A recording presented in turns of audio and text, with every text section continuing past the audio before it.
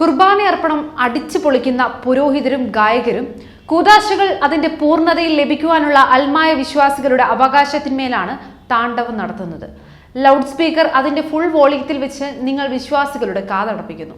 ഇതുമൂലം പ്രാർത്ഥനകൾ ഉച്ചത്തിൽ ചൊല്ലാനാവാതെ വിശ്വാസികൾ നാടകം കാണുന്ന ലാഘവത്തോടെ നിങ്ങളുടെ പ്രകടനങ്ങൾക്ക് മുമ്പിൽ നിശബ്ദ പ്രേക്ഷകരായി മാറുന്നു. കുർബാന പുസ്തകത്തിലെ പ്രാർത്ഥനകൾ കണ്ണുകൊണ്ട് കണ്ട് ഉച്ചത്തിൽ ചൊല്ലുന്ന പ്രാർത്ഥനകൾ കാതുകൊണ്ട് കേട്ട് ഹൃദയത്തിൽ ഉൾക്കൊണ്ട് കുർബാനയിൽ പങ്കെടുക്കുമ്പോഴാണ് കുർബാന ഒരു അനുഭവമായി മാറുന്നത്. പുരോഹിതനും ശുശ്രൂഷകളും പ്രാർത്ഥനകൾ ചൊല്ലുമ്പോൾ ആ വരികളിലൂടെ വിശ്വാസികളുടെ കണ്ണുകൾ ചലിക്കണം. അപ്പോൾ മാത്രമാണ് സ്വർഗവാസികളും ഭൂവാസികളും ഒന്നിക്കുന്ന സ്വർഗീയ ആരാധനയുടെ നിമിഷങ്ങളായി കുർബാന മാറുക. ചൊല്ലുന്ന പ്രാർത്ഥനകളുടെ അർത്ഥവും ഭാവവും ഉൾക്കൊണ്ടുകൊണ്ട് പ്രാർത്ഥനകൾ ചൊല്ലാൻ കാർമ്മികന് കഴിയണം.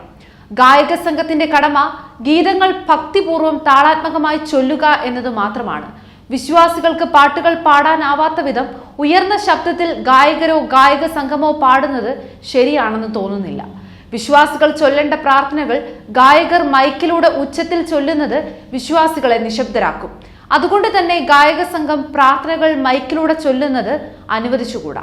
സ്റ്റാൻഡ് മൈക്ക് ഉപയോഗിച്ച് മാത്രമേ ഗായക സംഘം പാട്ടുകൾ പാടാവൂ എന്ന ചങ്ങനാശ്ശേരി രൂപതാ മെത്രാന്റെ കർശന നിർദ്ദേശം പോലും ഗായകർ തൃണവൽക്കരിക്കുന്നു.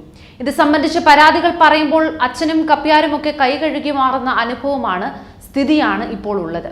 കടമുള്ളത് കൊണ്ട് ഞായറാഴ്ച കടം വീട്ടാൻ വിശ്വാസികൾ ഞായറാഴ്ച കുർബാനയ്ക്ക് ഇടവക പള്ളിയിൽ പോകുന്നു. ഇടദിവസങ്ങളിൽ യൂട്യൂബ് കുർബാനകൾ കാണുന്നതും പതിവാക്കിയിരിക്കുകയാണ്.